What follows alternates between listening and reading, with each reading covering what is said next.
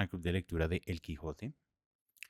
Ya ahora sí de nuevo con nuestro calendario otra vez ajustado.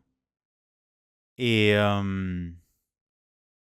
para la noche de hoy tenemos la charla y los comentarios de los capítulos 31 al 36. Y, y que en estos capítulos dio la coincidencia que está otro de esos grandes pasajes famosos de la obra, ¿no? El curioso impertinente. Y que dio la casualidad que pues pudimos leerlo completo, o sea, que coincidió con que la selección de capítulos pues nos permitían revisar este extenso pasaje del Quijote particularmente. Entonces, pues ese es un poco el contexto para la charla de la noche de hoy. Yo quiero ir primero al capítulo 31, que me gustó muchísimo porque es una verdadera comedia, prácticamente como entendemos la comedia, porque hay unos equívocos que salen del hecho de que el lector o espectador conoce una realidad entre comillas, ¿sí? Que no está clara para Don Quijote. Eh, y me gusta mucho, digamos, la comparación que se da entre los dos. Don Quijote habla, como está hablando de su mujer idealizada, ¿cierto? Creada, idealizada, de gran altura, muy alta. Entonces usa un lenguaje poético y todo lo que va diciendo de Dulcinea es muy bonito desde el punto de vista de cómo está escrito. Es muy agradable. Y, y Sancho, como quien se da cuenta que no puede tomar esto literalmente, porque no es eso lo que encontró, ¿cierto? Lo que supuestamente encontró.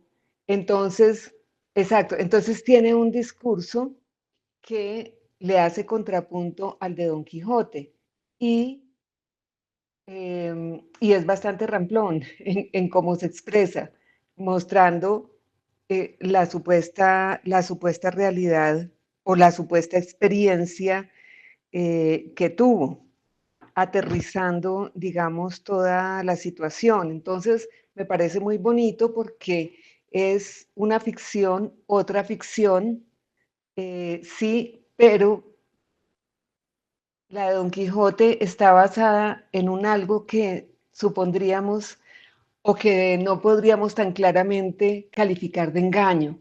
Toda la ficción es un engaño, pero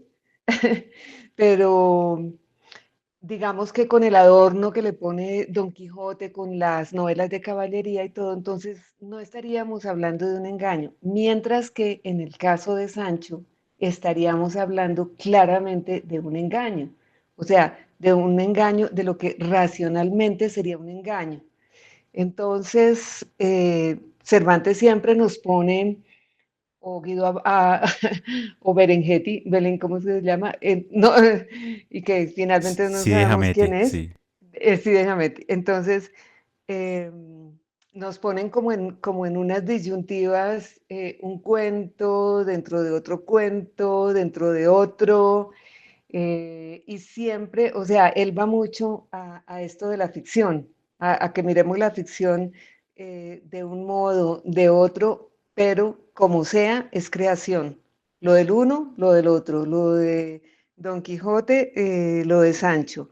Entonces, creo que eso fue lo que más me llamó la atención como de ese primer capítulo. Hasta ahí, por ahora. Muchas gracias, María C. A propósito de lo que dices, me pones a pensar en una cosa que creo que ya habíamos tocado en la sesión anterior a propósito de la ficción, casi como habla, o sea, que la misma historia nos está configurando una mirada sobre qué es la ficción, ¿no? Y en este caso, a propósito de lo que comentas, me pones a pensar en que, claro, la ficción puede tener en principio dos grandes lugares o dos grandes motores. La literatura misma, que sería la ficción de Don Quijote, o sea, toda su imaginería y todo su inventario, aparte pues de la lectura de las obras de caballería que él ha leído. Entonces, esa es su base sobre la cual erige todo ese enorme edificio discursivo de los gigantes, de Dulcinea, de los caballeros que son las ovejas, bueno. Pero el otro es la misma cotidianidad, que me parece que es lo que representa Sancho. Entonces, claro, pensar en quién miente, si lo estamos reflexionando como en esta manera, pensando que están básicamente los dos lugares de la construcción de la ficción. Claro, pues la ficción es eso, la ficción, o sea, la ficción es una creación, pero que tiene que partir de algo. En El Quijote, de las obras literarias, de la misma literatura, digamos, y en Sancho es de la vida misma. Él lo que está haciendo, pues, es finalmente adornar una historia que no ha sucedido, porque él nunca fue, pero cuenta toda la historia como si hubiera estado, entonces empieza a darnos un montón de detalles descriptivos sobre todo para que su narrativa sea verosímil para el Quijote. Claro, muy al estilo de Sancho, porque pues Sancho no se va a poner con florituras lingüísticas porque pues ese no es su estilo.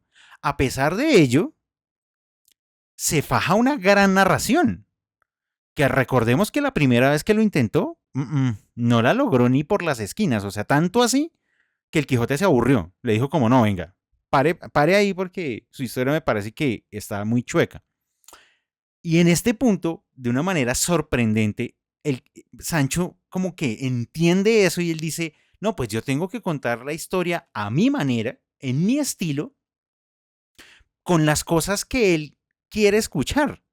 Y arranca a elaborar de una manera tan fluida que claro, yo cuando iba leyendo esa parte, yo decía, pero ¿en qué momento pasó esto? O sea, yo dije, ¿será qué pasó? O sea, se me perdieron unas páginas que no entiendo en qué momento sucedió este viaje. Claro, pues hasta que efectivamente nos aclaran el mismo Sancho diciendo como, no, estaba sudando de todas las cosas que me tocó inventarle para montarle la historia. Y yo dije, vea pues, o sea, es decir, estos vericuetos y estos viajes de Sancho junto al Quijote, pues finalmente le hicieron mella, ¿no? O sea, logró contar una historia.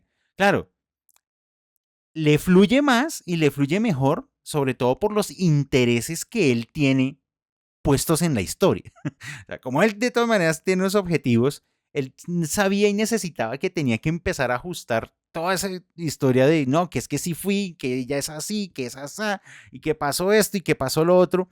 Pero claro, él está pensando en, yo tengo, o sea, yo necesito que este señor de una vez por todas, primero ya se desmonte de esa historia, pues porque aquí tiene a la princesa Micomicona, o sea, y por Dios, o sea, se tiene que casar porque es que no ve que ahí hay una promesa de tierras y de reino de... Claro, entonces, interesante que, viéndolo de esa manera, el interés del Quijote es sostener todavía la narrativa de las historias de caballería. Entonces él habla con la floritura del lenguaje y la fermosura y todo este tipo de cosas cuando se pone pues poético. Y los intereses de Sancho son, yo necesito cosas más prácticas, más concretas, más directas. Y entonces, ¿qué hago? Me monto una gran narrativa muy convincente porque finalmente el Quijote sale convencido de la historia, o sea, como que él dice, todo eso pasó y efectivamente, y hasta lo pone como a cuestionarse y a reflexionarse, y como, oiga, sí, no. Entonces, son las dos maneras de crear literatura. Está encarnadísimo en ese capítulo precisamente. O sea, yo puedo basarme en lecturas previas que yo haya hecho o cojo la realidad sea lo que eso sea, y la modifico para mis intereses personales, de qué es lo que yo quiero contar y sobre todo qué efecto quiero generar en el lector. Bueno, en este caso, pues en el Quijote. Y que además vemos que es satisfactorio, o sea, que logra su objetivo. Eso me pareció supremamente interesante de este capítulo a propósito de lo que señalabas, María C. Marliovis, te escuchamos. Hola, muy buenas noches para todos. Es un gusto saludarlos. La compañía es genial. En cuanto al capítulo 31, también me dejó encantada lo que dice María C. Y adicionalmente me llamó mucho la atención el encuentro que tuvo el Quijote con el jovencito que se llama Andrés. Me pareció súper cómico como él metido dentro de la película y la manera en que el chico lo saludó, porque ahí nos está diciendo que lo saluda de una manera muy efusiva, muy contento, y luego como se va desarrollando ese diálogo, uno dice, pero entonces, ¿por qué lo abrazó si al final le va a tirar tan duro, no? Entonces ahí vi como el Quijote en medio de su fantasía, hablándole a los demás la hazaña que había hecho, la manera que rescató al muchacho, la negociación que hizo. Luego el chico, no, ¿cuál Sancho Panza versión 2 que lo baja de la nube? Y le dice, no, fue todo lo contrario, me fue peor. Al final lo que le termina diciendo la lección que deja es, si me vuelve a encontrar por ahí en malas condiciones, así me estén despellejando, me estén haciendo lo que sea, no se meta, porque me va peor. Me pareció muy chistosa como que ir visualizando esa escena y al principio ver como cuando uno llega a casa y el niño lo abraza y lo coge por las piernas. Yo dije, esto va a ser bonito, ¿qué es esto tan amable? Y finalmente para terminar como maldiciendo su suerte y diciéndole no pico y chao, no se me acerque más y como buscando una ventaja o a ver qué más le podían dar de ganancia por toda la pérdida que había tenido. Entonces me pareció como que me visualizaba algo diferente, pero me encantó, me pareció cómico y la crudeza en la manera que el chico dice las cosas. Luego Sancho que también es muy bueno como aterrizando en contexto y devolviendo a la gente a la realidad. El diálogo que tiene posteriormente con Andrés, pues me pareció muy chévere, me gustó esa escena, me encantó también la manera en que él romantiza a su princesa, cómo la idealiza, Sancho tratando como de bajarlo de la nube y diciéndole que no es tan linda como le parece, no huele tan rico como él se le imagina, y aún así persiste como esa sensación y ese encanto por la belleza que él está idealizando. Entonces me pareció genial, me gustó el capítulo, me dejó enganchada, estoy aprovechando y le estoy haciendo la lectura a mis hijos también y les encanta, entonces es algo que estamos disfrutando en familia y le estamos sacando mucho provecho. Bueno, un abrazo desde la distancia, me encanta reunirme con ustedes. Muchísimas gracias, Marliovis. Qué chévere que les estés leyendo la historia y qué bueno y que les guste. De nuevo, eh, eso creo que lo habíamos reflexionado hace 8 días o en las sesiones anteriores. La distancia que a veces se nos forja de ciertas obras, como por ejemplo esta, que entonces eso, que es muy compleja, que el lenguaje, que ya aquello y que lo otro, y resulta que, pues, cuando uno la pone muy cercana, pues la estamos disfrutando mucho, es decir, estamos entendiendo qué pasa con los personajes y además ya luego ya montados como en cuál es esa estructura que Cervantes finalmente ha elaborado con toda la situación y los personajes, pues se disfruta muchísimo porque además hemos descubierto que es una comedia. O sea, que esta novela es efectivamente una comedia y que tiene un montón de elementos cómicos, satíricos, que curiosamente casi nunca nadie nos menciona. Las personas que dicen que han leído El Quijote nunca se les... O, o sea, nos comentan como, oiga, y esta es una novela cómica, ¿no? Se les pasa, ¿no? Que la, la pluma de Cervantes y la calidad literaria, lo cual es cierto, pero hay detalles que cuando uno se enfrenta, porque uno coge este libro y uno dice, hombre, pero es que son 1000 y pico de páginas, yo en qué momento pues me voy a leer esto. Bueno, uno le saca momentos y lo empieza a disfrutar. Eh, Me parece que no es gratis que después de este gran diálogo entre Sancho y el Quijote aparezca Andrés. pensando un poco en la reflexión que estamos haciendo como de las formas de elaboración de la ficción, pues aparece Andrés, que es la realidad. Es llegar y decir como, oiga, claro, entonces lo ve y dice, ah, yo me acuerdo de usted, claro. Me imagino que usted viene a alabar este gran gesto que yo tuve con usted de salvarlo de esas garras que lo estaban sometiendo. De pronto, "No, pero señor, está equivocadísimo. Pasó todo lo contrario. Si usted no hubiera pasado, me dan 10 azotes y listo. Ahora vea, me dieron 100 y además salí debiendo. Entonces, y claro, como que ese choque tan fuerte con el mundo de la realidad, porque la realidad, ahí eso, o sea, nos muestra que la realidad es una cosa que es totalmente diferente a esa elaboración, a esa gran elaboración que además el Quijote tenía, pues de que no, pues había hecho uno de sus grandes gestos como caballero andante y que claro, si se lo vuelve a encontrar en el camino, pues lo que viene a ser mínimo es agradecerle y que además pedirle que vaya y le cuente a Dulcinea pues de estas gestos y no, no, él dice, no señor, no señor que las cosas fueron por otro lado. Él es como el polo a tierra.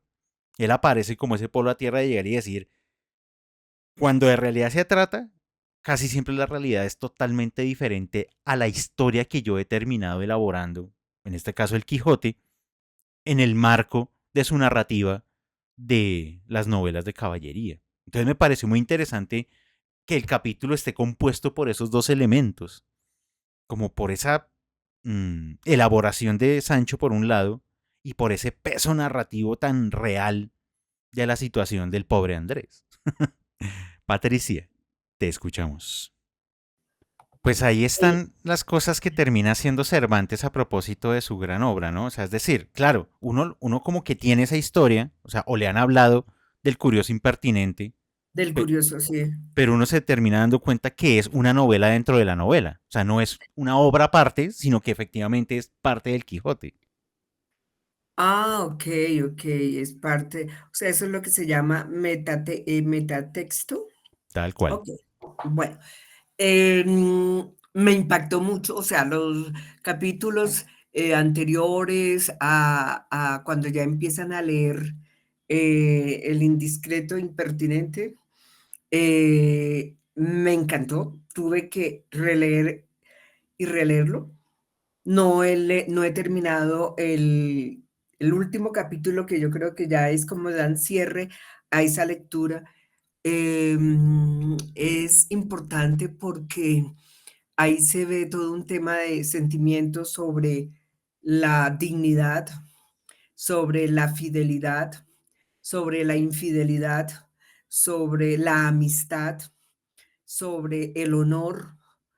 Entonces, yo por eso considero que es de leer y releer porque hay mucho que analizar.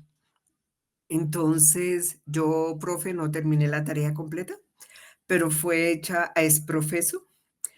De verdad que se lo digo con toda sinceridad, porque no quería leer así por cumplir con lo del taller. Con respecto a ese momento en que Sancho y Don Quijote, el caballero de la triste figura, van hablando, yo creo que es un momento de verdad de los dos. Es un momento donde se están sincerando, ya cuando el otro, pues, se ve que el Don Quijote no es tan bobo y se dio cuenta que le estaban mintiendo, entonces, bueno, pero ¿por qué? No sé qué. Y es un momento bonito de los dos, ¿no? Cada uno con sus perspectivas de lo que querían, pero reconociéndose, bueno, sí, tú tenías razón, no sé qué, esto y aquello, y me pareció muy interesante, pero lo que me tiene, como dice, engomada es esta cuestión de Anselmo, Lotario y su querida amante. Yo me sentí leyendo, no sé si valga y me perdonan las personas que estudian literatura, me sentí como en una obra de Shakespeare. así como medio trágico comedia, donde la vaina no va a terminar muy bien. Supongo que pues ya la señora tuvo ya su desliz, entonces la vaina no va a terminar muy bien y el otro por querer probarlo creo que le va a ir muy mal. Entonces, eso es lo que quería comentar. Gracias. Muchísimas gracias, Patricia. Mira que en el tema que estamos tocando, que es un poco la reflexión acerca de la construcción de la ficción, el capítulo 32, que es cortico, tiene unos detalles muy particulares sobre este mismo tema. Aparece esta maleta de libros y empiezan a discutir cuáles libros valen la pena y cuáles no, sobre la premisa de cuáles dicen la verdad y cuáles no, que es una reflexión que me parece supremamente interesante. Ah, no, es que en estos las cosas sí pasaron. En cambio, esos otros, no, esos están ahí diciendo un montón de barbaridades. Y el otro dice, no, no, no. Pero vea que el otro lo que está diciendo. Y es que es increíble, a mí me parece sorprendente que esto escrito hace 5 siglos, sea una discusión que es vigente hoy en día. Ah, no, es que a mí me gusta fulanito como autor porque es que lo que cuenta sí pasó. A pesar de que estamos hablando de literatura, ¿no? O sea, libros de ficción. Y uno llega y dice, pero ¿cómo así? ¿Cómo así que sí pasó? Si es literatura, de nuevo, los géneros de no ficción pues tienen esa particularidad como textos. Pero si estamos hablando de literatura y alguien juzga un libro diciendo, ah, no, es que a mí me gusta ese porque es que cuenta las cosas como pasaron. Y uno dice, pero ¿cómo? Si no, eso no es cierto. O sea, si es ficción, eso no ha pasado. Y esa es la discusión que están teniendo en este capítulo, en el capítulo 32, de llegar y decir, no, es que hay unas obras que sí y unas que no, y finalmente es dependiendo de la mirada del lector, dependiendo de lo que está esperando el lector encontrar en la historia, se genera como un vínculo mucho más intenso, más emocional, más afectivo con esa historia, al punto de que yo la valoro como buena historia porque de repente yo hago como una mm, valoración mucho más grande y digo, así, es que eso que está contando sí sucedió. Y yo digo, wow, tremendo capítulo. O sea, uno con ese capítulo puede hacer clases de literatura en cantidades para llegar y decir, ese es uno de los problemas de la literatura. María, sí, te escuchamos.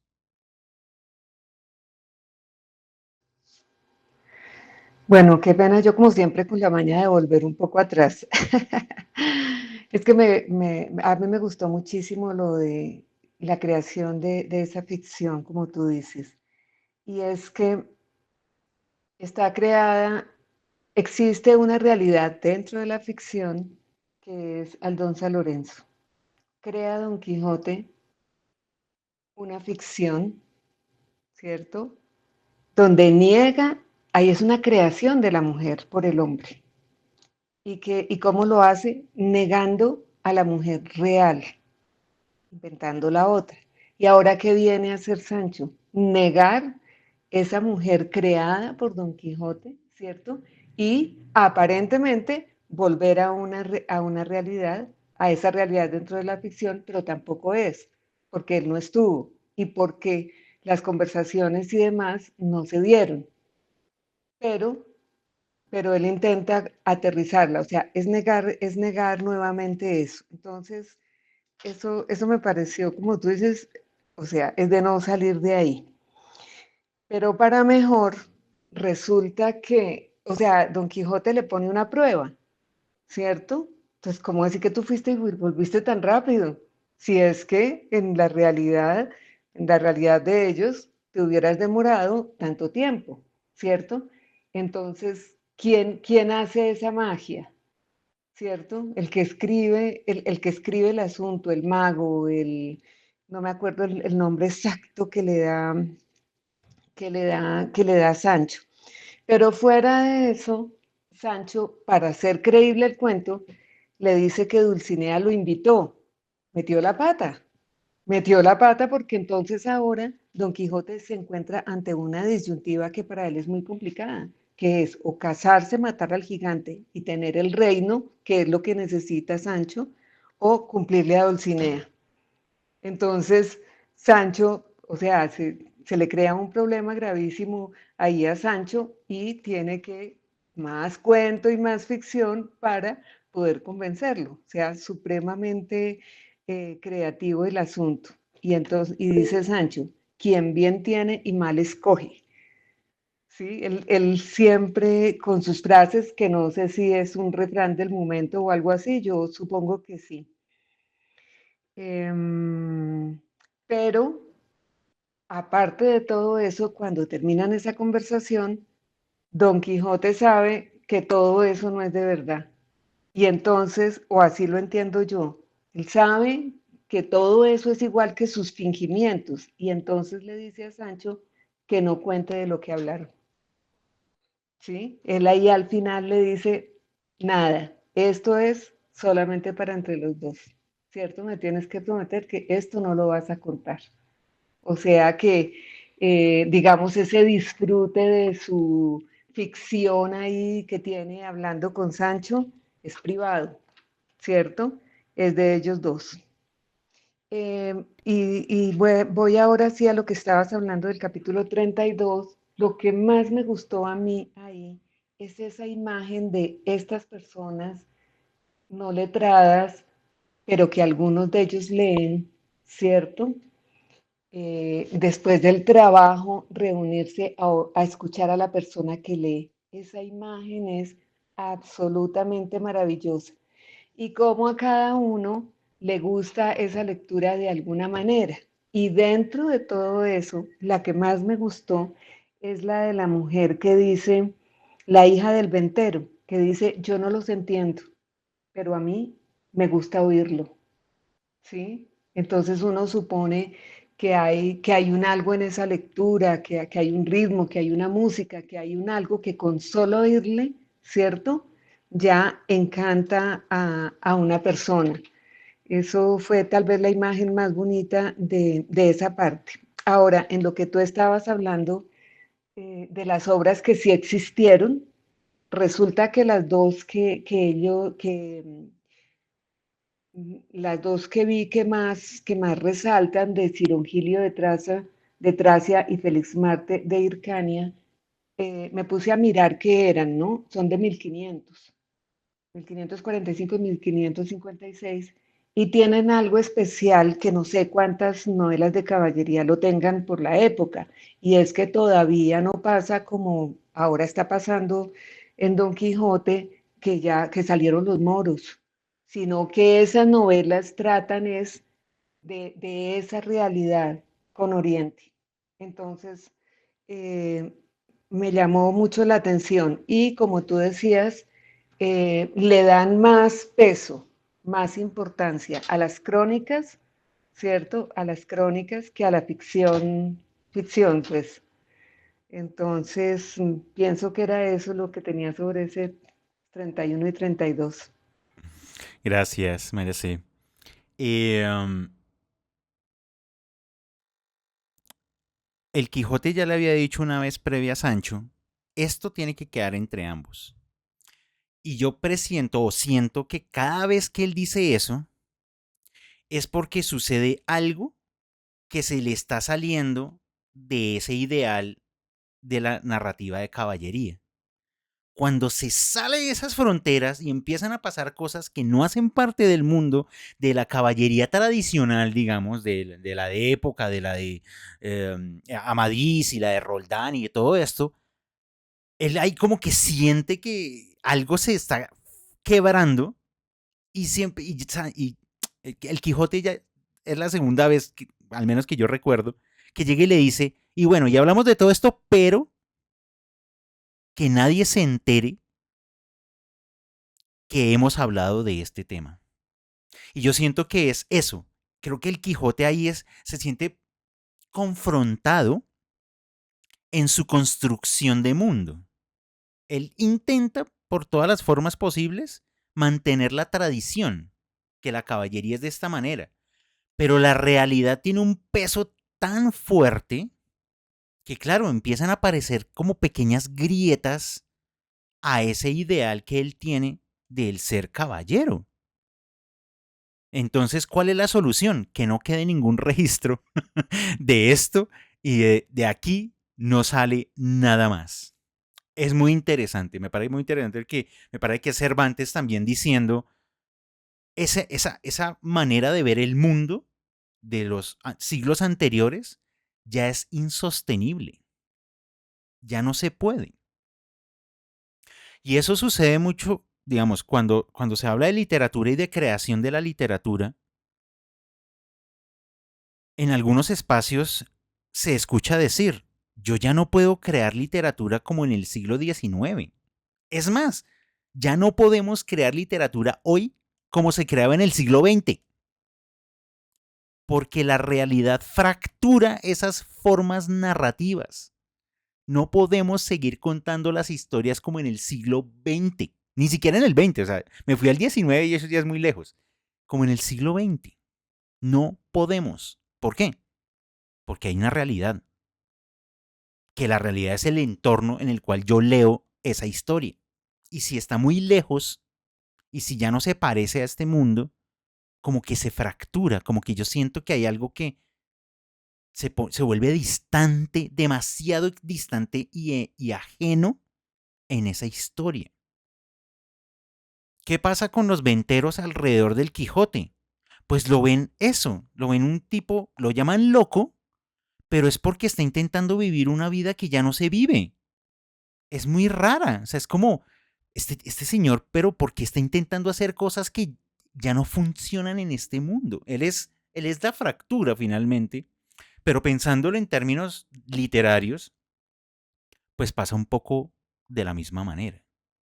Entonces, esa parte me parece muy interesante pensando en que o sea, podemos llevar la situación que nos está presentando Cervantes a la reflexión misma de la creación de la literatura. Y iba a hablar algo del 32, pero no me da la cabeza para tanto. María Cristina, te escuchamos. Hola, gracias, qué pena. Ahora hasta ahora puedo alzar la mano porque venía en el bus. No, yo quisiera decir como una generalidad de todo lo que leí en los capítulos. Creo que pasé como por varios momentos emotivos. Se me rompió el cora cuando el pobre Sancho se da cuenta como que todo el invento de la caballería es mentira, como porque el cura dice, no, sí, es que solo los libros caballerías es mentira, y entonces Sancho pues como, de verdad es mentira, como que yo, como pucha, o sea, me he aguantado golpes, dejé a mi familia, por algo que no es real, o sea, como que yo, uy, pobrecito, o sea, tenaz darse cuenta más porque pues lo que ustedes dicen, Sancho se subió al bus, ¿no? Sancho dijo, bueno, listo, si vamos a creernos esto, pues vamos a jugar a ser caballeros, y el man se inventa esas historias y como, ay, sí, no, sí, fue un espíritu que me llevó más rápido y tal, ¿sí? Pero pues darse cuenta que todo es mentira, como que, qué denso. Sigo admirando los personajes femeninos, creo que dentro de la novela, Camila sigue siendo un gran personaje, o sea, muy astuta, muy hábil, y las reflexiones que hay ahí son, o sea, o sea, increíbles, ¿no? O sea, de esa novela hay un montón de cosas para decir, de las tensiones, no, o sea, a mí me encantó y me dio mucha rabia, o sea, en esa novela me dio mucha rabia las cosas que pasaron, como que digo, pero ¿por qué es tan estúpido este man? O sea, qué necesidad de buscar lo que no se le ha perdido, hombre, así como hombre, pero qué necesidad, y el otro diciéndole, vea, o sea, no haga eso, pues, como toda esa reflexión, tienes un diamante, y si no es el diamante, igual te vas a quedar sin nada, igual lo vas a rayar, y todo se vuelve una locura. Yo sufrí con eso, hubo un momento que me echaron que leer más, tengo mucha rabia porque son tan idiotas, como, o sea, como en serio me parecía muy, muy tonto, pero bueno, muy, muy hábil también Camila, muy, muy de admirar. Y creo que la reflexión final que hace el cura sobre esa novela, sobre lo inverosímil de la novela, creo que puede extrapolarse a lo inverosímil de Don Quijote, ¿no? O sea, como que pasan tantas cosas como que uno dice, eso no puede pasar, ¿sí? Entonces, que creo que como que, pero porque puede haber gente tan obstinada, como que es muy inverosímil que todos esos hechos confluyan para que sucedan en la vida real, ¿sí? Es más o menos en una sobreinterpretación tal vez de lo que dice el cura, es como, es muy inverosímil que haya gente que le pasen cosas tan raras para que sean reales. Y justo después de ese capítulo pasa una cosa súper irreal, ¿no? Como que, ay, sí, ahora vamos a encontrarnos y se encuentra y como, o sea, nos encontramos frente a frente todos los cuatro que están en este intríngulis amoroso y al final todo se soluciona porque un man que es tan absolutamente paila como Fernando cae en cuenta que, ay, no, seamos justos, ¿no? Entonces yo digo como que esa extrapolación del cura se puede extrapolar en sí misma a toda la novela y a esos hechos. Y bueno, pero al final, pues hasta bien, como que dice, claro, esto es un novelón en el sentido como en el novelón de nos encontramos y te miramos, pero tú, pero yo y todos juntos, y al final su corazón, ¿sí? Como pura Rosa de Guadalupe, o sea, uff, me pareció así, como, como todo y las lágrimas, y no, esto es un telenovelón así tenaz, que bueno, que al final digo, bueno, chévere que se haya arreglado por ellos, porque pues por fin, pues porque como que todos van a estar con todos, como en ese inverosímil que todo el mundo pudo encontrarse en el lugar y en el justo lugar. Además también le soluciona el tema que tenía preocupada a Don Quijote, ¿no? Porque él dice, no, ahora qué voy a hacer si yo le prometí a ella que iba a acompañarla hasta el fin del mundo, pues para hacer eso. Pero justo se le soluciona porque ya no tiene ningún problema, entonces él va a poder seguir buscando a su Dulcinea y seguir siéndole fiel, siguiendo al pie de la letra de la novela de Caballería, que ya es inverosímil en sí misma. Entonces, bueno, me sigue gustando, me sigue pareciendo una obra que de verdad lo pone a uno como, como en esos como a pesar de lo inverosímil, lo sigue uno sintiendo como eso, como yo sentí con, cómo se le rompía el corazón al Sancho, claramente. Gracias. Gracias, María Cristina. El problema que nos señalaba María C, que le surge al Quijote, ahora qué hago, entre una u otra, pasa una novela, dentro de la novela, y una situación inverosímil, pero todo se soluciona. Es sorprendente, y lo señalaba María Cristina, si las telenovelas tienen esta misma estructura. Esencialmente es esta misma. Dos personas y entonces hay otros que se meten y entonces intentan cambiarlos y entonces hay unos intereses personales y al final todo se soluciona. Porque esa sí es una característica muy particular de las telenovelas.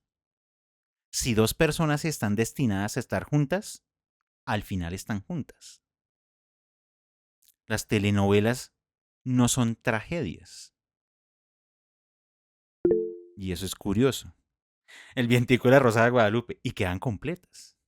Claro, las telenovelas no pueden ser una tragedia. Porque tiene que haber una resolución satisfactoria y feliz para quien la está viendo. Sería muy terrible que yo vea una novela, que yo le gaste no sé cuántos capítulos y de repente uno de los dos muere. Y uno dice como, no, no, tienen que estar juntos. Esa es la diferencia con Shakespeare. Shakespeare sí es un trágico terrible, porque siempre todo terminaba mal. Terminaban muertos, terminaban locos, terminaban matándose entre ellos. Era trágico. Cervantes no es trágico. Cervantes es cómico. En ese sentido, hay una resolución feliz, digamos, a una situación que venía supremamente enredada. La situación de Fernando y Dorotea y... ¿Cómo se llama el otro señor? Ahora se me olvidó. Fernando, Dorotea, Cardenio. Cardenio y Lucinda. Cardenio y Lucinda. Ese rollo venía, pero enredadísimo. O sea, eso era que uno decía, pero es que, ¿qué solución puede haber? Y bueno, y resulta que la vimos. Y uno dice como, vea pues, era más fácil la solución de lo que parecía, sobre todo porque creo que el elemento, yo le voy a poner este nombre, la sensatez. Algo que le faltaba a la historia de don Fernando y toda esta gente era la falta de sensatez, sobre todo a él, a don Fernando. Él quería como tenerlas a todas. Y es como, no, venga, hermano, cálmese. Usted ya tiene una esposa que además es una esposa supremamente hermosa. Es una mujer supremamente inteligente. ¿Qué más quiere? Y además recuerde que sí, claro, Lucinda le dijo que sí, pero ella estaba dispuesta a morir porque pues su hombre era Cardenio. O sea, la cosa estaba muy mal. Y bueno, se resuelve. Pero se resuelve habiendo pasado por la novela del curioso impertinente. Y hay que hablar de esta novela porque, claro, ¿por qué sucede lo que sucede? Ante todo, porque Anselmo está, es casi como un típico obsesivo. Se monta en esta loca idea de yo tengo que tener pruebas de que efectivamente me he casado con una mujer que verdad vale la pena. Y se monta en ese discurso, pero es enzorrado en ese discurso. Que no, que entonces necesito pruebas, pruebas, porque es que además eso es lo loco, la prueba de amor, ¿no? Necesito la prueba fehaciente de que efectivamente esta mujer es excelente. Y esa es la idea que lo lleva a la perdición. Precisamente. Porque resulta que son humanos. Básicamente lo que se va desgranando poco a poco y de manera muy lenta porque nos empieza a dar muchos detalles.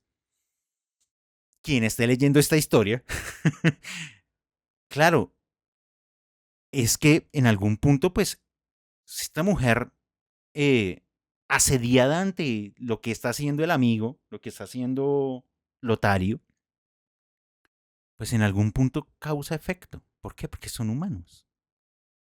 Así de sencillo. Y luego toca empezar a montar una mentira encima de una mentira, encima de una mentira, para poder sostener la gran mentira que se había creado en su cabeza originalmente Anselmo. Ese es el problema. Es un poco... Anselmo es el Quijote. Son iguales. Se han creado una historia y no quieren que esa historia sea tocada por nada. Y que la quieren hacer cumplir a rajatabla como sea. Son el mismo personaje, pero son dos situaciones totalmente diferentes. De repente, en medio de toda esta obra cómica que yo he llamado que es el Quijote, aparece una tragedia. Porque la historia de Anselmo termina mal. Efectivamente, termina mal. Esta no tiene un final feliz. Es una tragedia dentro de una comedia. Qué cosa tan interesante. María C., te escuchamos.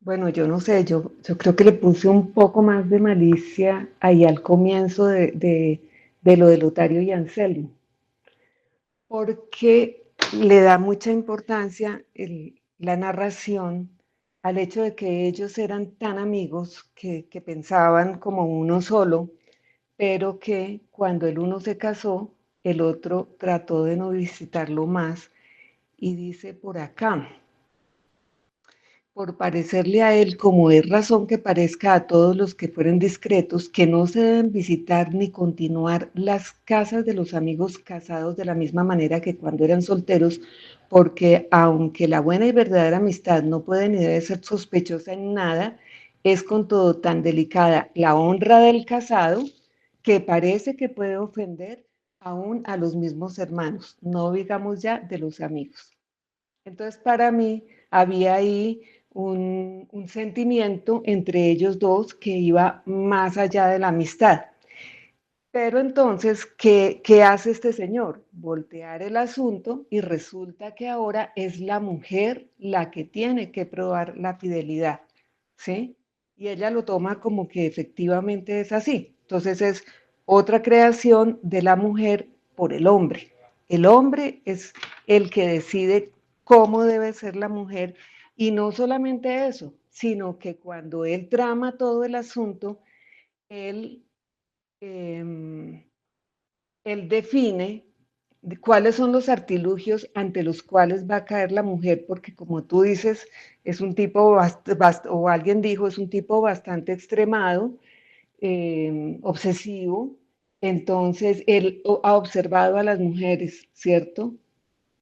No me gusta la mirada de ese señor para las mujeres. Entonces, él tiene unas frasecitas de esas que a uno le resultan bastante mal, como esa de que primero hazla caer por el lado de la vanidad, elógiala, ensálzala, sí, esto que con seguridad va a caer. Entonces, como él cree o que no, eso no ha sido suficiente, entonces él ya tiene lo siguiente dentro de su estrategia. Entonces, vamos con los celos, ¿cierto? Y ahí hay algo muy bonito, porque, bueno, bonito todo acá es entre comillas, porque entonces crean los versos, este señor Cervantes crea versos por todos lados como si nada, ¿cierto? Como si eso es tan sencillo que cada vez que se ofrece creemos acá un poema, un soneto, lo que sea. Entonces, resulta que Camila en su interior dice, no, estos versos son para mí, ¿cierto? Entonces, de alguna manera ahí, pues, eso no va resultando. Entonces, a mí, yo lo tomé mucho por ese lado, porque ese asunto de la delicada honra del casado y la delicada honra de la casada, para mí tienen mucha relación en todo esto. Y por supuesto, lo importante que es que este señor escritor crea como si nada una novela que se puede publicar aparte, ¿cierto? Como una obra, bueno, como ya otras narraciones que hemos visto dentro de esta obra impresionante. Creo que, bueno, y eh, se da esta lectura, cosa que es muy interesante porque deriva de lo que habíamos visto de la lectura donde se reúnen para escuchar, pero simultáneamente está el sueño de Don Quijote. Ahí hay una simultaneidad en esas acciones y eso me pareció interesante porque es el sueño, ¿cierto? O sea, lo que él actúa ahí está dentro de un sueño. Entonces me parece que tiene una significación muy importante que sea que esté yendo ahora al sueño, a la historia que es dentro del sueño. Hasta ahí. Gracias, María C. Que el sueño es la resolución de su problema, ¿no? Listo, ¿no? Ya descabecé al gigante. Siguiente. Ya resolvió el problema y ahora todo el mundo es como, señor, ¿qué está haciendo? Está derramando vino. Eso no es sangre, es vino. Pero él en lo suyo, porque ese es el Quijote. El Quijote siempre está en lo suyo. Puri, te escuchamos. Bueno, sí, me pareció algo muy curioso y me recordó los episodios de Agatha Christie cuando Fernando encuentra en el pecho de Lucinda un papelito que, bueno, se tendría que llevar muchísimo tiempo en descubrir esa verdad, que ella es esposa de Cardenio. Entonces me recordó mucho las series de Poirot. También hay un lenguaje que habla, creo que es la empleada de ella, sobre las 4 S. Dice que es sabio, solo, solícito y secreto. Entonces, también es un lenguaje como muy policíaco que son, bueno, como las claves o algo así. Bueno, eso. Muchísimas gracias, Puri. Es un gran detalle eso que has y esa relación que has hecho. Cuando a uno le dicen en la academia, es que El Quijote es la gran novela escrita en español y uno empieza a exigir detalles como, ¿y por qué ustedes dicen eso, señores académicos? Pues ya empezamos a encontrar las razones. Cervantes logra, entre varias cosas, escribir una novela dentro de una novela, completa. Porque El Curioso Impertinente es una historia completa dentro de la novela. También lo decía María C. Es que aquí aparece poesía en un 2x3. De repente alguien llega y dice, no, y entonces es que le escribí un soneto, ¡pa! Y nos tiene un soneto. No, que entonces ahora le escribí unas décimas, ¡pa! Y nos tienen unas décimas. Y uno es como, pero, o sea, ¿así de fácil es crear poesía? Bueno, Cervantes lo está haciendo. Y además parece que esta novela dentro de la novela tiene unos rasgos que siglos después lo va a retomar un género en particular, el género policíaco. Retoma esos mismos elementos y claro, pues los va transformando para sus necesidades narrativas. Pero uno podría rastrear su origen en el Quijote. Y uno llega y dice, ya voy entendiendo por qué es que dicen que el Quijote es la novela, la gran novela escrita en español. Porque es que Cervantes está poniendo todas las herramientas habidas y por haber de la creación narrativa en juego en una sola obra, digamos. De ahí su enorme complejidad en ese sentido. Claro, es compleja por los recursos que está utilizando, pero no tanto por su contenido. Su contenido nos ha mantenido muy enganchados. Estamos como muy atentos a qué le está pasando a todos esos personajes que están apareciendo, que en algún punto eran un montón y al principio decíamos, pero yo cómo voy a llevar en mi cabeza a todos estos. Pues bueno, ahí los llevamos y estamos casi muy pendientes de todos ellos.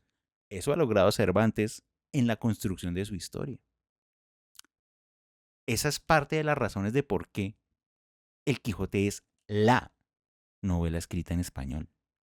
Patricia, te escuchamos. Respecto a lo que comentaba inicialmente de el indiscreto impertinente, el tema del rol de la mujer, ¿no? Es un tema, es un machismo fuerte, es como, o sea, la honestidad y la lealtad y la fidelidad solamente es de una vía para los hombres, entonces hay que poner a prueba la honestidad, la fidelidad y digamos, el honor de la mujer, ¿no?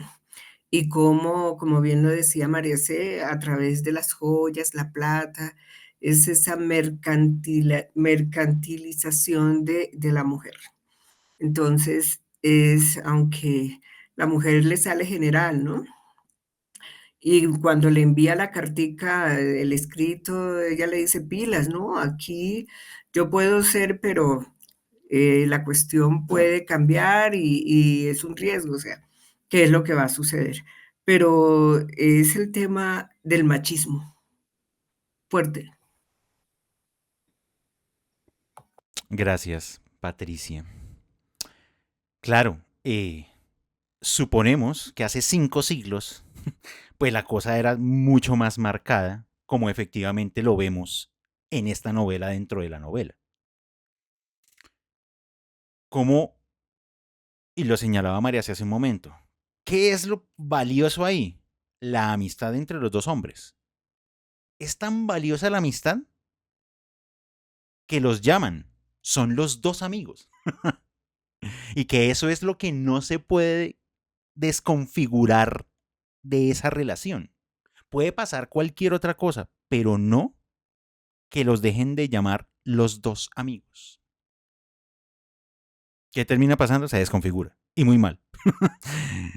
¿Por qué? Porque Anselmo, palabras más, palabras menos, está muy loco. Si hemos de hablar de locura en esta novela, el loco es Anselmo. El señor está muy mal de la cabeza. por lo que está deseando conseguir y por toda la estrategia que propone para alcanzarlo. O sea, es que las dos cosas son terribles, terribles, porque él cree conocer a las mujeres y ese es su defecto, cree conocerlas. Ah, no, es que va a caer por la vanidad. Ah, no, es que va a caer por el dinero. Ah, no, es que va a caer por los celos. Pero el tipo está convencidísimo de que así va a ser. ¿Qué va pasando en la historia? Pues ella tiene sentimientos porque es una persona y ella empieza a tener sentimientos por Lotario. Pero ella tiene un problema. Pues ella está casada con Anselmo. Y es como, hombre, no me la pongan tan difícil, hombre. Soy humana, pero por Dios, o sea, esto debería tener límites. ¿Y qué pasa? Lotario se enamora. Tanto es el juego que le terminan montando que Lotario pues empieza a tener sentimientos por Camila. ¿Por qué? Porque son humanos. Y entonces luego, ¿cómo deshacer todo ese lío? Montar toda una parafernalia para hacerle parecer a Anselmo que efectivamente su mujer es íngrima. Es más pura pues que todo lo habido y por haber. Pero es muy difícil sostener la historia. Porque es una mentira demasiado mentira. O sea, ya no se sostiene por todo lo que ha sucedido. Y claro, la construcción del personaje de Camila es... Yo sentía mucha compasión por ella, porque estaba metida en una situación tan compleja, donde efectivamente ella casi que no tenía decisiones, no podía decidir nada. Todo lo que estaba pasando era eh, afectándola a ella, sobre ella, pero como que ella no podía actuar porque la tenían, o sea, los dos hombres, pero obviamente más Anselmo, pues la tenían determinada.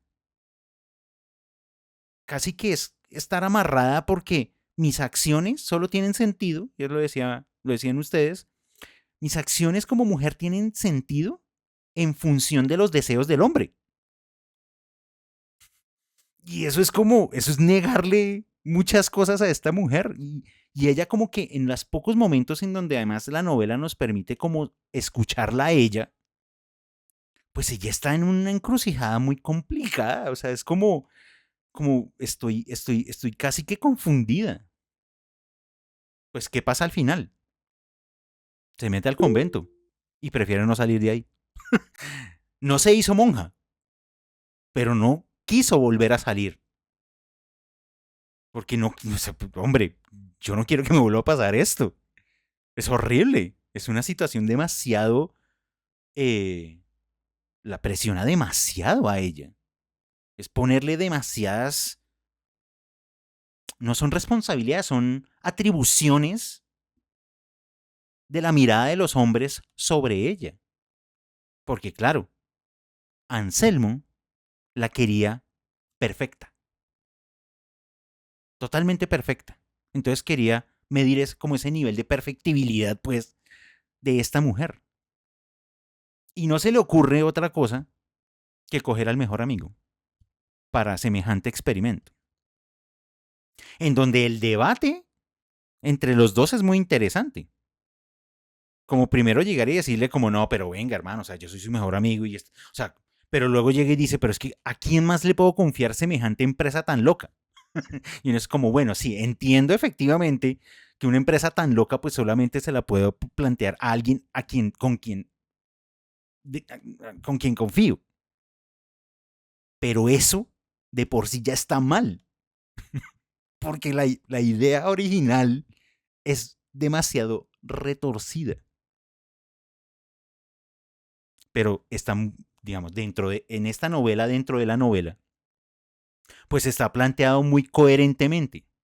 Como que esa decisión que está tomando Anselmo es lógica en función de la relación que tienen los tres. Entonces uno dice, sí, claro, pues eso es lo que normalmente cualquier persona haría. En una lógica retorcida, insisto. Es casi como que de entrada ya hay un entuerto que no va a tener la mejor de las soluciones. Pero está muy bien construida. Y ahora nos salimos de esa novela y resulta que cuando estaban discutiendo de los libros, como que dicen, bueno, sí, este libro es interesante, ¿no? Como que tiene un buen título y pues como que tiene un enganche, ¿no? Y por ahí otro dice como, oiga, sí, ¿no? Como que dan ganas como de leerla completa. O sea, como que además este libro, dentro de la discusión de los libros, decían, este libro pinta.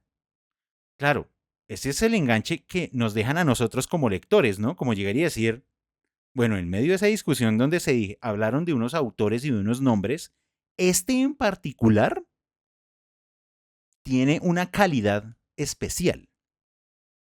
Y entonces, como tiene una calidad especial, y así termina el capítulo 30 y, ¿cuál es ese? 2. Dicen, pues venga, echémosle una leída. Vamos a leer en voz alta de qué trata El curioso impertinente. Y nos tiran una novela completa a nosotros los lectores. Entonces, claro, además, tras del hecho, esta es para, no sé, sí, para la historia, una gran historia. Lo impresionante es que cuando terminamos de leer esa historia, decimos, oiga, sí, tremenda historia, ¿no? O sea, está muy bien montada la historia como historia. Ya lo que pasa con los personajes, pues lo que hemos discutido, o sea, complejo. Pero como narrativa, está muy bien montada esa novela. Y es una tragedia clásica. Y qué curioso, recordemos, El curioso impertinente está en 3 capítulos. El 23, el 24 y el 25. Pero ¿qué pasa en el 25? Antes de entrar de nuevo en la historia, o sea, en la novela dentro de la novela, volvemos a la historia donde se están contando las cosas y ahí es donde pasa lo del sueño del Quijote.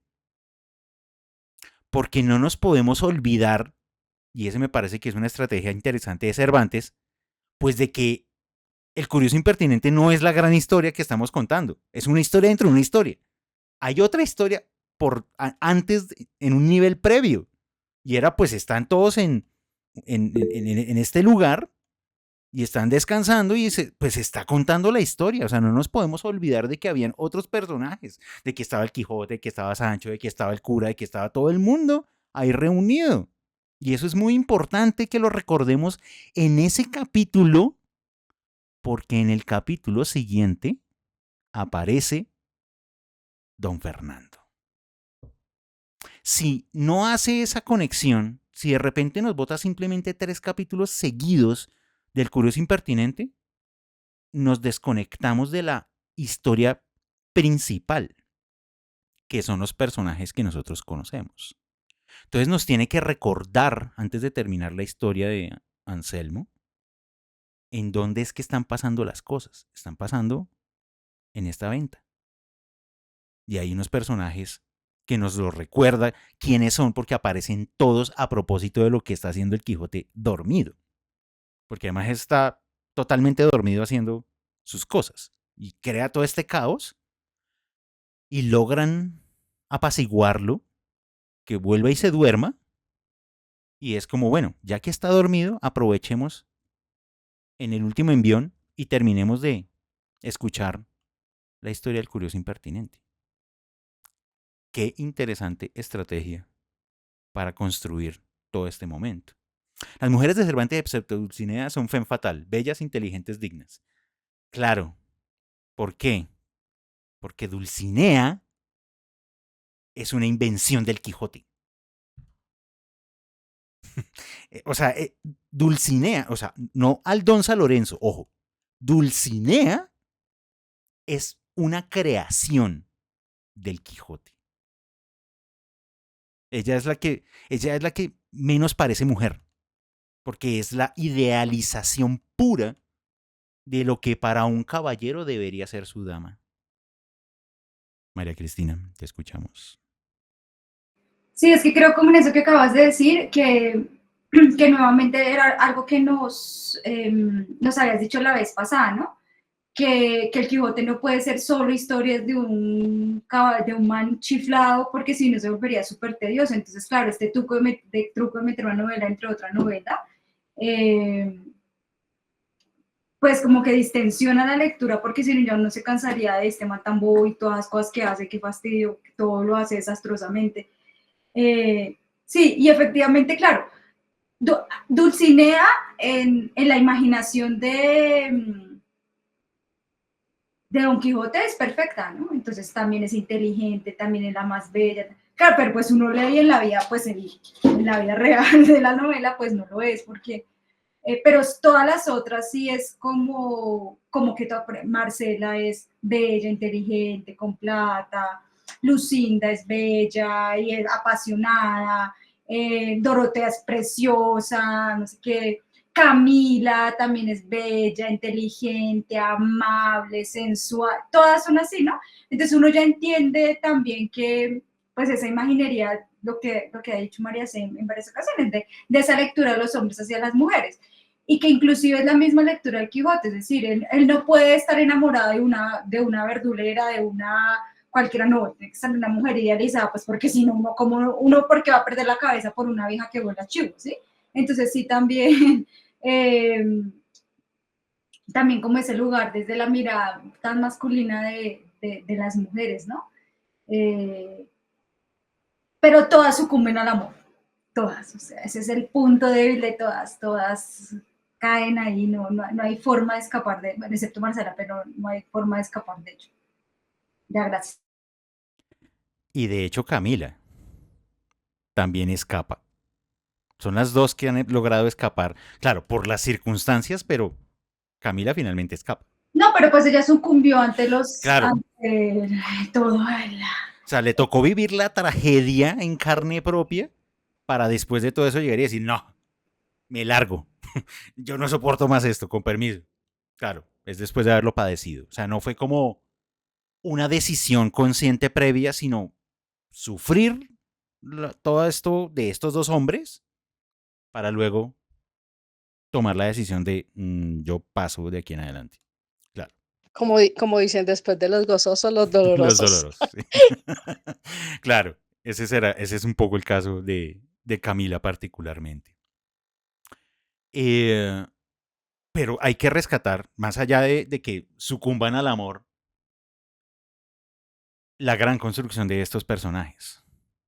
O sea, podrían ser personajes sobre todo muy planos, débiles, eh, muy sometidos a las circunstancias. Pero, por ejemplo, el caso de Dorotea es un personaje que resalta profundamente en ese entorno.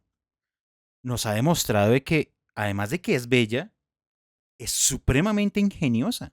O sea, se montó en la idea de la princesa Micomicona y lo sostuvo todo el tiempo. Y todos estaban convencidos. O sea, Sancho estaba convencidísimo de que era una princesa de un reino allá lejano y toda la vaina. Solo cuando escuchó ya la historia fue como, usted no es princesa y mi reino, y ahora yo qué hago, no, es mi sueño. Porque claro, Sancho quiere lo suyo. Sancho quiere su tierra, su isla, lo que quiera. Pues claro, se le cayó y él estaba totalmente convencido. Dorotea había convencido al mismo Quijote. Quijote estaba convencido de que también ella lo era. ¿Quiénes sabían? Pues el cura, el barbero, pues porque habían montado toda la tramoya de decirle que era una reina, pues para aquello de este señor hay que volverlo a llevar a la casa porque, pues hombre, qué peligro. Que esa es la idea original, o sea, ¿se acuerdan? Eso sucedió hace como mucho tiempo y que no se nos olvide, ¿no? Toda esta tramoya era para coger al Quijote y llevárselo para la casa. Y eso sucedió hace como 20 capítulos. Eso sucedió hace un montón de tiempo. Que eso no se nos olvide porque esas son ideas que luego, o sea, Cervantes ya nos ha demostrado que él no deja las cosas simplemente botadas. Ha retomado a prácticamente todos los personajes que ha puesto en escena en algún momento. Los ha vuelto a traer y los ha puesto a funcionar dentro de la historia. Entonces, ese hilo de nos hemos inventado una historia para volver a llevar al Quijote a su casa, ahí está. Lo que pasa es que, claro, la tramoya se cayó porque pues apareció don Fernando. O sea, justo apareció en la venta donde todo el mundo estaba reunido y como que así, el entrecruzamiento de los planetas y todo este tipo de cosas sucedió. ¿Por qué sucede? Porque es la ficción. Por eso sucede. Y aparece. Y de repente, pues, eso, todos se reconocen entre todos. Cardenio ahí se agazapa por ahí detrás para que no lo vean, pero pues todos los implicados en esa historia tan compleja están presentes. Entonces, pues claro, ya lo de menos es el Quijote y llevarlo para la casa. Eso ya es lo que menos importa en este punto porque había un problema muy grande que era este cuadrado, que no es un triángulo amoroso, es un cuadrado amoroso complejo que tenía que resolverse de alguna manera. María C., te escuchamos.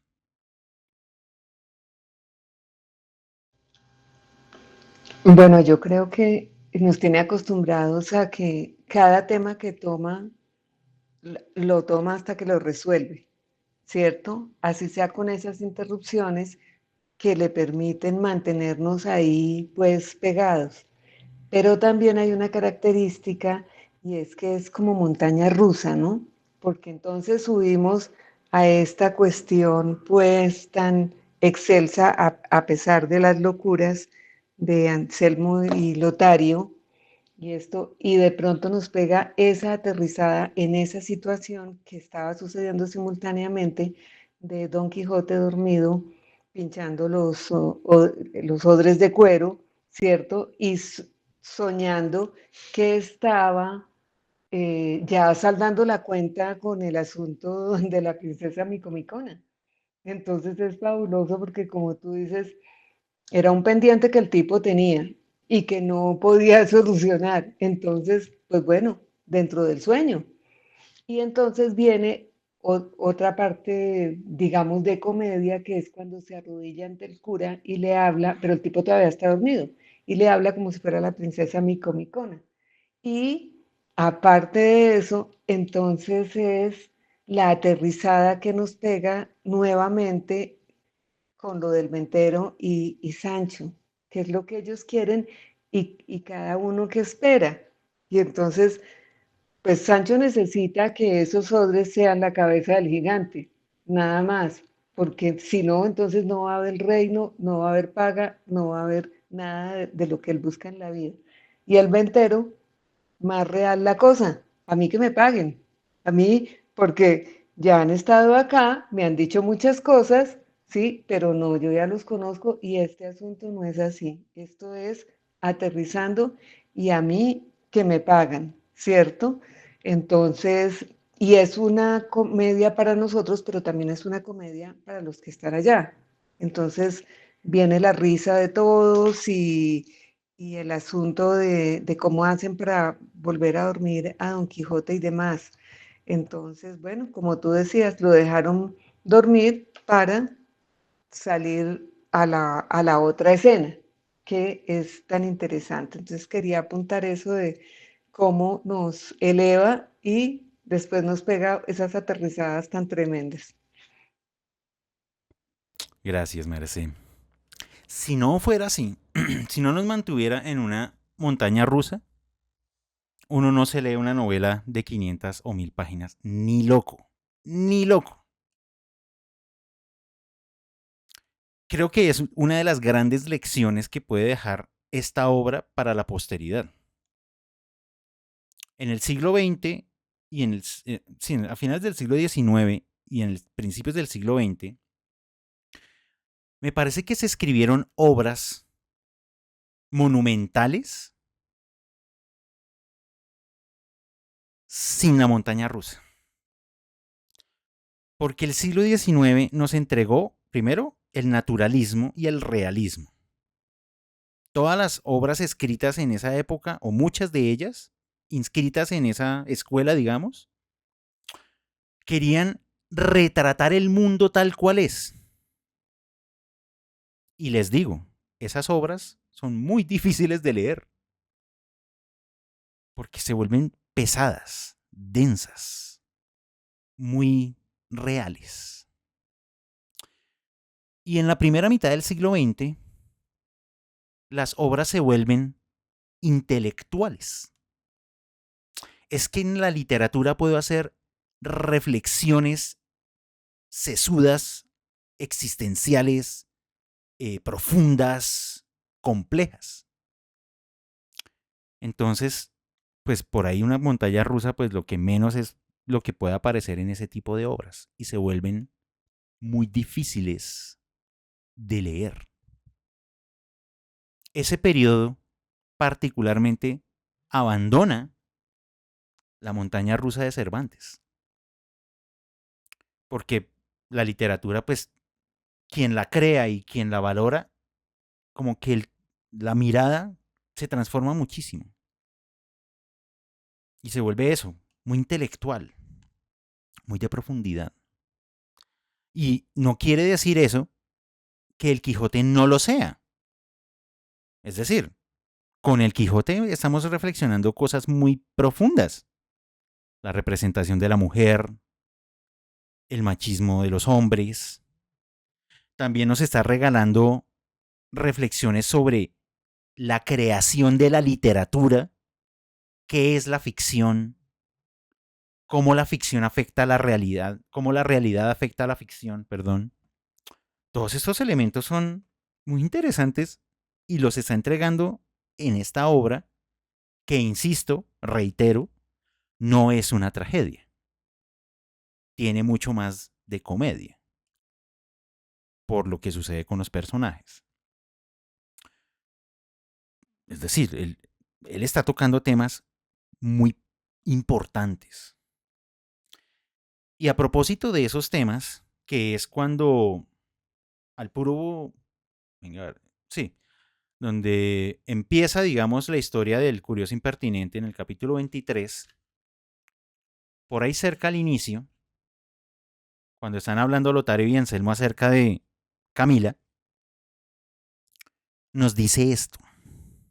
Dice, es cierto, respondió Anselmo, y con esa confianza te hago saber, amigo Lotario, que el deseo que me fatiga es pensar si Camila, mi esposa, es tan buena y tan perfecta como yo pienso, y no puedo enterarme de esta verdad si no es probándola de manera que la prueba manifieste los quilates de su bondad como el fuego muestra los del oro. Porque yo tengo para mí, amigo mío, que una mujer no es enteramente buena si antes no ha sido solicitada, y que solo es fuerte aquella que no se dobla a las promesas, a las dádivas, a las lágrimas y a las continuas importunidades de los amantes solícitos, porque ¿qué hay que agradecer, decía él, de que una mujer sea buena si nadie le dice que sea mala? Déjenme decirle, Anselmo está muy loco. Está pasadísimo de loco por su mirada sobre la mujer. Solamente es la mejor si pasa las pruebas de fuego. ¿Qué es eso, por Dios? ¿Qué es eso, por Dios? Es estar muy loco en la vida. Y ese, o sea, creo que había subrayado este párrafo que les acabo de leer porque creo que ese es el párrafo que termina sosteniendo todo el drama de ellos. Ese deseo obcecado y ciego de Anselmo de llegar y decir, es que yo tengo que probar que me he casado con la mejor mujer, pero para probarla necesito pasarla por pruebas de fuego. Y que cuando yo vea que efectivamente pasa las pruebas, me reafirmo en mi idea de que me he casado con la mejor de las mujeres. hay que estar muy loco, hay que estar muy mal de la cabeza. Ahí arranca toda la tragedia, en ese punto. Y lo que les digo, eso es como la segunda, tercera página después de el inicio de cuando se empieza a contar la historia del curioso impertinente. Esa novela dentro de la novela está muy bien escrita por eso. Porque el conflicto de esa novela está al puro principio. Se los acabo de leer. ¿El conflicto cuál es? Ellos son dos muy buenos amigos. Uno se casa y él dice, necesito un favor de su parte. Necesito probar que mi mujer es la mejor mujer. Y eso lo voy a hacer con usted. ¿Por qué? Porque usted es mi mejor amigo. Ese es el conflicto de el curioso impertinente. Y de ahí para adelante, 3 capítulos enteros para desglosar ese conflicto y todo lo que empieza a pasar. Y pues ya sabemos el final. Falla. Porque la idea original era de las peores que podía ocurrírsele a este sujeto para probar que estaba casado con la mejor de las mujeres. Al tipo no le bastaba con que ella simplemente fuera lo que era, no. Tenía que probarla ante el mundo y ante las vanidades y ante... Cosa tan loca. Probar a la gente para decir si es buena o no. La idea es muy loca. La idea es muy loca. Pero ¿saben qué es más loco? Que eso sucede en la realidad. Y eso es doblemente loco. Hay gente que piensa así. Que yo tengo que probarle a la persona sus valores. El Quijote ya nos ha enseñado en la noche de hoy que no. Eso termina muy mal. Siempre va a terminar muy mal. Porque es una persona ciega y obcecada ante una idea totalmente absurda. Gran lección del Quijote para la literatura, pero también para la vida. Tenemos que cerrar con el capítulo de cierre para hoy. No podemos dejar botados a este cuadrilátero amoroso complejo y su resolución. No lo podemos dejar por fuera. María C., te escuchamos. Bueno, yo no voy a entrar a esa resolución, sino algo que me llamó la atención cuando leí ese capítulo, y es que los tiempos que él maneja.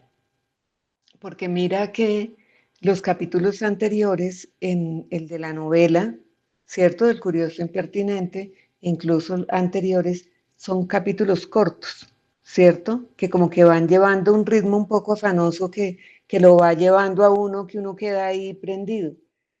Pero por alguna razón, este señor ve la necesidad de solucionar todos estos temas de una vez. Entonces, ese capítulo 36 es largo. Me parece a mí que es mucho más largo que todos los anteriores. Eh, Primero pensé que era porque es bastante denso, pero no, realmente el número de hojas es un capítulo largo. Entonces, como quien dice, yo lo llevé hasta acá, pero esto no se van a aguantar más asuntos. No puede hacer lo mismo que con Andrés después de no sé cuánto tiempo, porque además ya había juntado a toda la gente. Bueno, no toda, pero sí había juntado parte importante de la gente. Entonces, no, este hombre es un arquitecto tremendo, tremendo.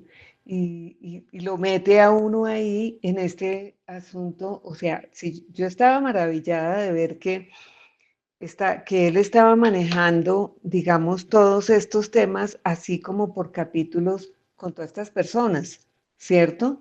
Y ahora resulta que coge y mete a todas esas personas, a esos personajes, en un solo capítulo, ¿sí? Entonces es pero tremendo como, digamos, desde el punto de vista de la construcción, cómo junta a todos y resuelve no cualquier cosa. O sea, porque digamos que todas esas historias que vienen son muy importantes, son temas, digamos, de la condición humana muy importantes. O sea, ninguno es algo por ahí como trivial. Entonces yo quería apuntar, era sobre todo a esa parte. Gracias, merece. Sí, claro, cuando hacemos esta lectura como tan detallada, tan calmada, digamos, o sea, no un ritmo acelerado en la obra, pues empezamos a ver cómo es que Cervantes va uniendo personajes, situaciones, la trama misma de la novela, cómo necesitó tramas dentro de las tramas, pues para mantener efectivamente al lector enganchado dentro de la historia y que las piezas encajan muy bien. O sea, todas las piezas que ha puesto las ha utilizado, todas. Y uno dice como, wow, casi que uno ni cuenta se da, o sea, uno como que se deja arrastrar por la historia misma, pero como en esta lectura como más calmada que le estamos haciendo a la obra, pues empezamos a ver eso que ha señalado María C., la arquitectura de la novela. Y claro, aquí ya han pasado, o sea, es decir, la primera parte tiene 50 y... ¿Cuántos son? Siempre me olvida, 54 capítulos, 52. Y ya vamos por el 36. Es decir, ya nos pasamos de la mitad. Eso quiere decir que de aquí en adelante empieza a elaborarse el final de la primera parte. O sea, ya salimos de un gran nudo que era toda esta historia de don Fernando, Lucinda, Cardenio, Dorotea, del viaje del Quijote, ese gran nudo, aquí empieza a desenredarse. Entonces la intuición es que de aquí en adelante nos estamos aproximando al cierre de la gran historia, que es ¿cuál? Pues la del Quijote. Esa puede empezar a desenredarse porque, insisto, ¿cuál es la trama de él?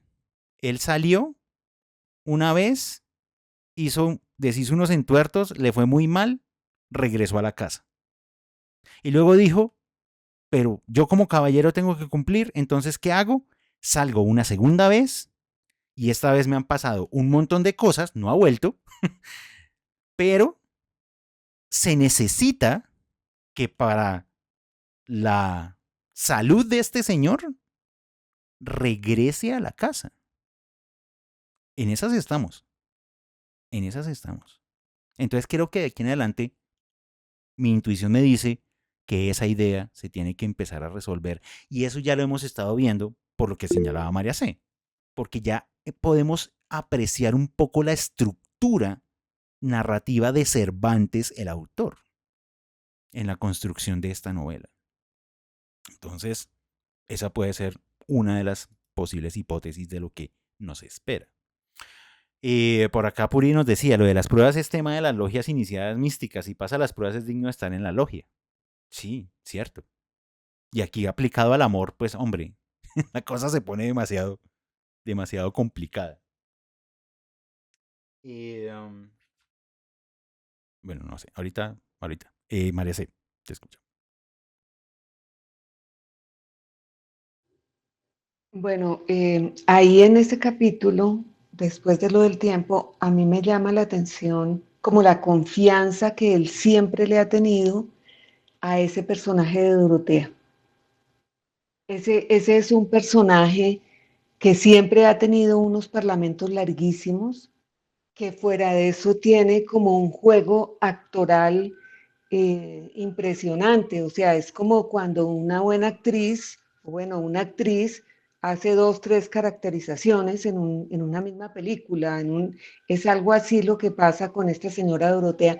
Y en este capítulo, ¿cierto? Cuando le hablan Selmo y esto, o sea, son unos parlamentos largos que ella siempre había tenido desde el comienzo.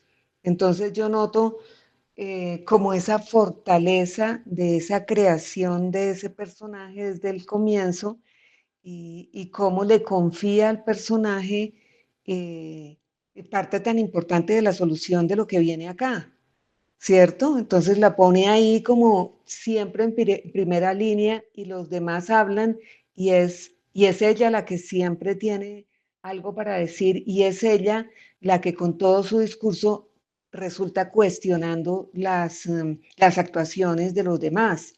Entonces, ese es un personaje pues para estudiar con calma después. Totalmente de acuerdo contigo. Eh, en la academia dicen que uno de los grandes pasajes es los molinos de viento. Acá nosotros hemos descubierto que uno de los grandes pasajes es estudiar a Dorotea. Y que, ¿dónde está la academia para traerlos y decir, venga, Perdón, te interrumpo un dime, momentico. Lo mismo que a Marcela. Acuérdate que Marcela nos dejó también pues aterrados. lo mismo que Marcela? Entonces, la academia, muy academia ella, toma los grandes pasajes de la novela, representativos, además los que quedan mucho en el inconsciente colectivo de quien haya leído o no la obra, o haya visto una película, o haya visto los dibujos animados, o lo que sea, pero deja de lado lo importante. Estos personajes que además tienen un discurso tan elaborado dentro de la novela y tan importante para la resolución de la trama. Estaba aquí revisando el capítulo 36. Antes de que hable de Dorotea, porque además Dorotea en ese momento está desmayada, está como de, habla Lucinda. Y la introducción es muy interesante porque además, de nuevo, el Quijote tiene que ser representado en teatro, no en cine, no, en teatro. Dice, callaban todos y se miraban todos. Dorotea a don Fernando a Cardenio, Cardenio a Lucinda y Lucinda a Cardenio. Pero quien primero rompió el silencio fue Lucinda, hablando a don Fernando de esta manera. Eso es teatro puro, es narrativa visual.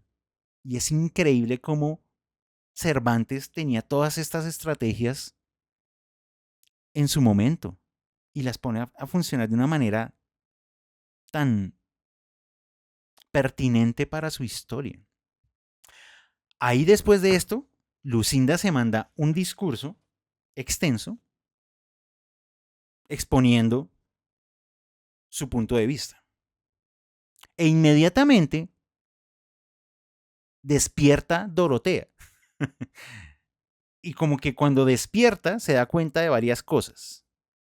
Que Lucinda le dijo un montón de cosas, que don Fernando está como quieto escuchando, y entonces, como un personaje fundamental, y eso lo acaba de señalar María C., Dorotea vuelve en sí y se manda el discurso.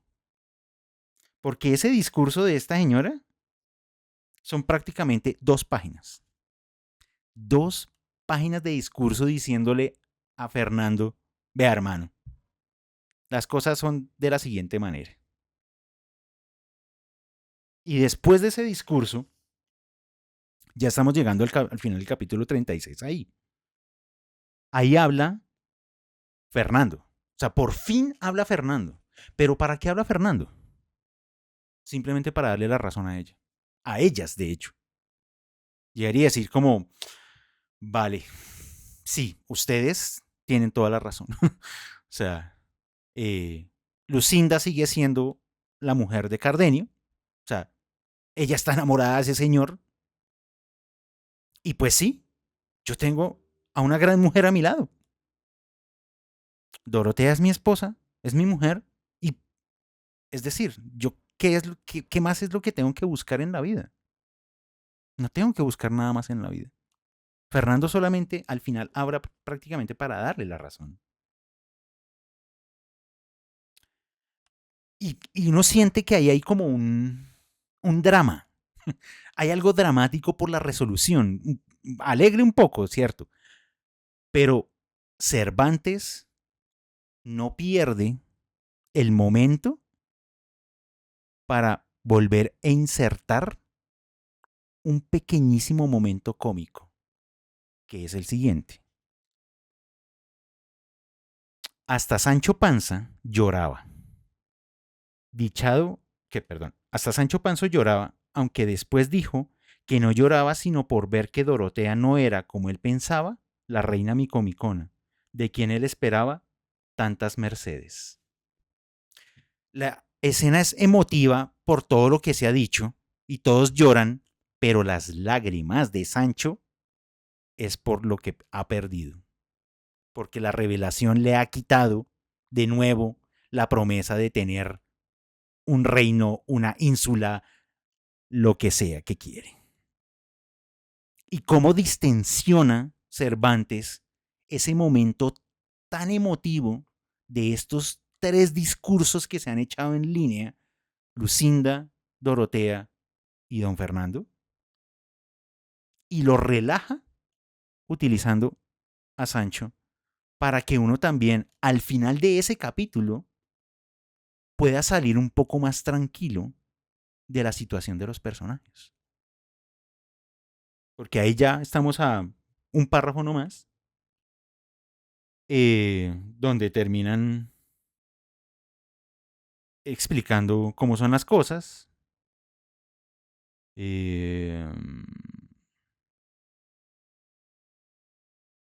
Bueno, y también explica que efectivamente don Fernando encontró el papel dentro del vestido de Lucinda. Y al final dice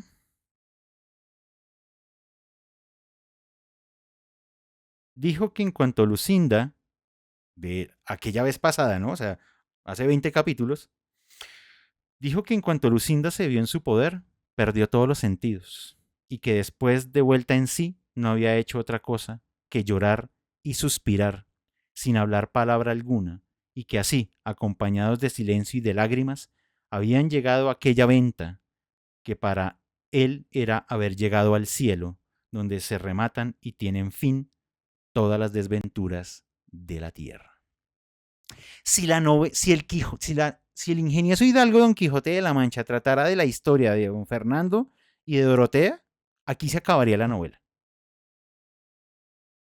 Porque ese entuerto ha quedado resuelto. Pero resulta que no. Aunque el cierre de este capítulo suena al final de una novela, resulta que no es el final de la novela. Porque nos tenemos que volver a acordar y decir, oiga, sí, dentro de todo, el personaje principal es el que anda dormido. Es el que está ahí acostado. Entonces tenemos que empezar a averiguar para dónde va la historia del Quijote. ¿Algo que se nos haya quedado en el tintero de estos 6 capítulos?